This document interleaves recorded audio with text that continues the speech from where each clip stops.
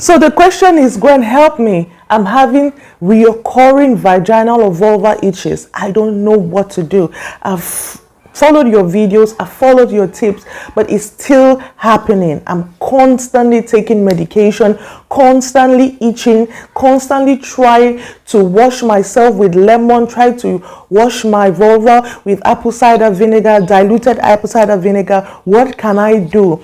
It's reoccurring. I'll take medication, it will stop, and after some time the itches will start all over. What can I do?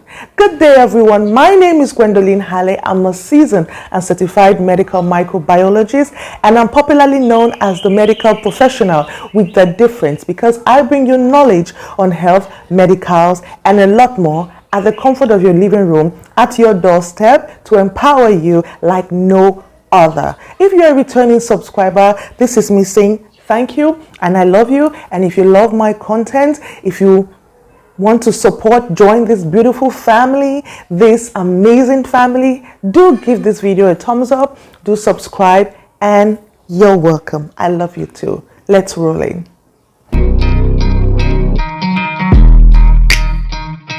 Welcome back. In today's class, we are going to be talking about recurring causes of vaginal or vulvar itches. There are a lot of messages I receive in my inbox asking me, why do I keep having vaginal itches? What can I do? What am I not doing right? What can I do better? What's up? What's up with my vulva? Continuously, I am itching. And the first thing I have to tell you, which is mostly not spoken about, is the abuse of antibiotics. A lot of people abuse antibiotics. When I mean abuse antibiotics is they do self-medication, they prescribe antibiotics from themselves, they don't take the antibiotics as is required or prescribed by the doctor, they underdose themselves or they overdose themselves, and that causes problem. I've done a video on antibiotic resistance. Actually, the title of the video is Self-Medication and Self-Prescription. So you should look at it and you understand exactly the process, how that actually affects your body. It's very, very dangerous. So when we are talking about abuse of antibiotics, it means that when you take antibiotics, it reduces the population of the good bacteria. In this case, we're talking about lactobacilli and bifidobacteria. And these are very good bacteria that keeps that environment superb. It keeps it clean, it cleans it, it gives it a good smell, and that unique smell that is just specific and unique to you. So when you take these antibiotics and this good bacteria, the population of the good bacteria is reduced, you have fungi that begins to grow, and that is called Candida albicans. Candida albicans will cause thrush or candidiasis, what is popularly known as sugar.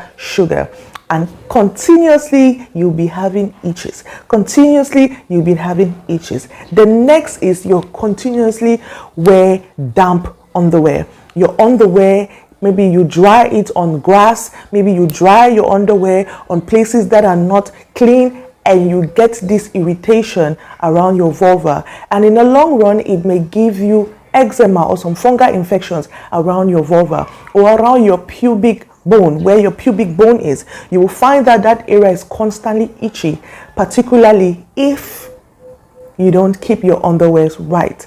Also, you may have eczema or psoriasis or dermatitis around your vulva or around your pubic bone. This may be due to the fact that you don't wash and dry that area properly, because it's very good to trim that area so that you can be able to dry it. And when you sweat, you know, it's able to dry off or not accumulate any form of microorganisms. So this is very important to keep that area trimmed and dry.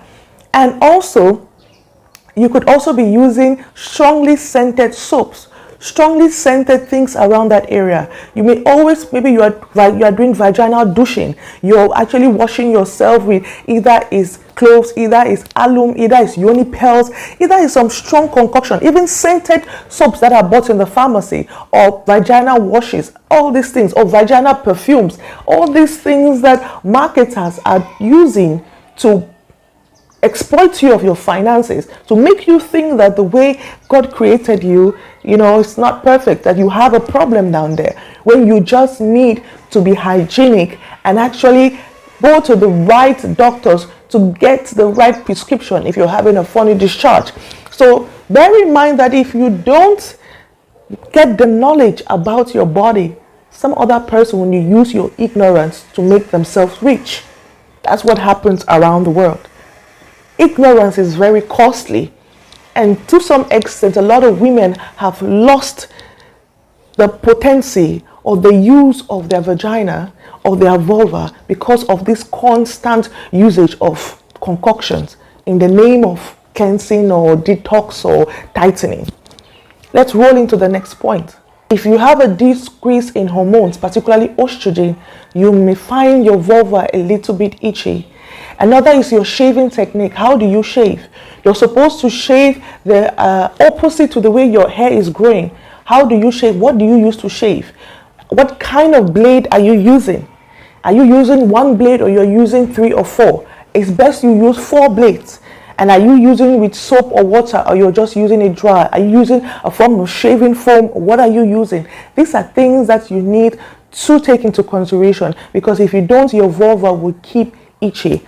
And the next and the last on this subtopic is sexually transmitted diseases. If you have herpes, if you have any form of warts around your vulva, you're going to have itches.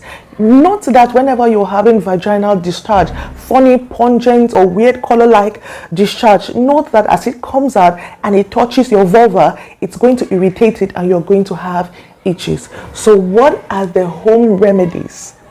What can you do at home to prevent reoccurring vaginal itches or vulva itches? Point number 1, stop abusing antibiotics. Stop self-medicating or self-prescribing antibiotics for yourself or any other drug for yourself. Take antibiotics only prescribed by the doctor. Take it only for the period of time he has given you. Don't do underdose because it will cause bacterial resistance.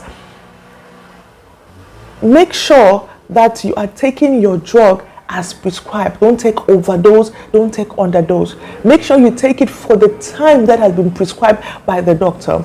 The next thing you have to do is, if you can, try and dry your underwear under direct sunlight.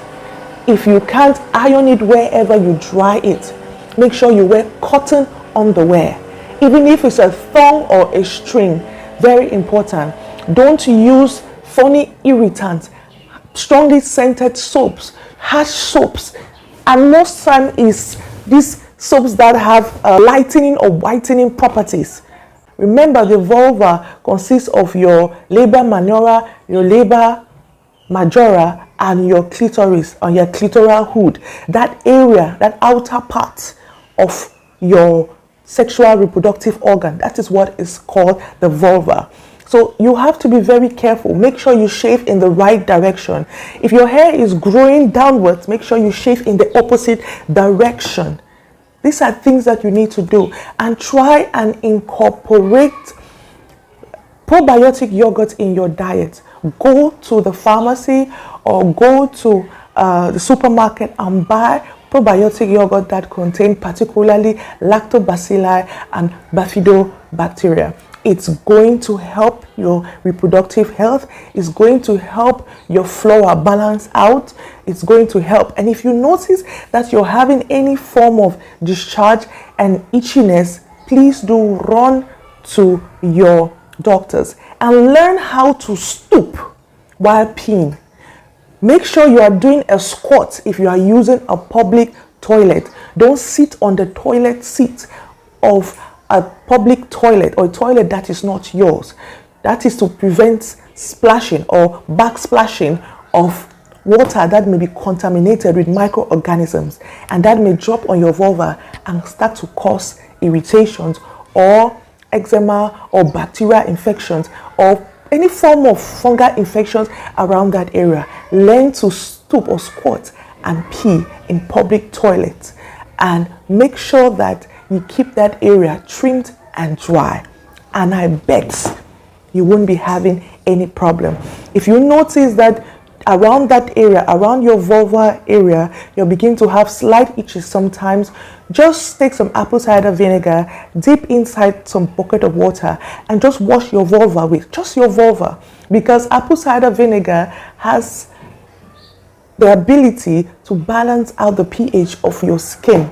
I didn't say put it in your vagina. I said your vulva. Wash your labia minora, wash your labia majora, your clitoris, your clitoral hood, around that area, and even around your anus area. Make sure you trim that area very well. What also happens is that some people who clean from back to front actually carry feces and bring it around that area, and then they start having a lot of dermatitis, a lot of dermal irritations or dermal infections. So make sure you clean from front to back. The next point is use a condom. Male condoms and female condoms are available. Use them to prevent any form of sexually transmitted disease, and also avoid wearing tight underwear. Wear fitted underwear, loose fitting underwear. And make sure you have a soft towel or a soft sponge that you use to wash your vulva area. Do not use, a lot of force or strength to scrub your vulva. I know what some women may be thinking, maybe because the vulva or your private area is much darker than other parts of the body, and you think that it's dirty. I've done a video on why your genitals is darker than other parts of your body. You should watch it so that you are informed and you don't think that when your genitals are dark, it means that it's dirty. It's just normal. So just have a soft sponge, just have something like a soft towel. You wash that area very well, and also wash your anus area, but also make sure you wash your vagina area first before you wash your anus area. Don't start washing your anus area, then you come wash your vulva, because you may carry microorganisms to the front. Start from the front, wash, and then you wash the back, and then you rinse. Remember, your health is wealth, for you are worth it. Take good care of your health. You only have one life and one body.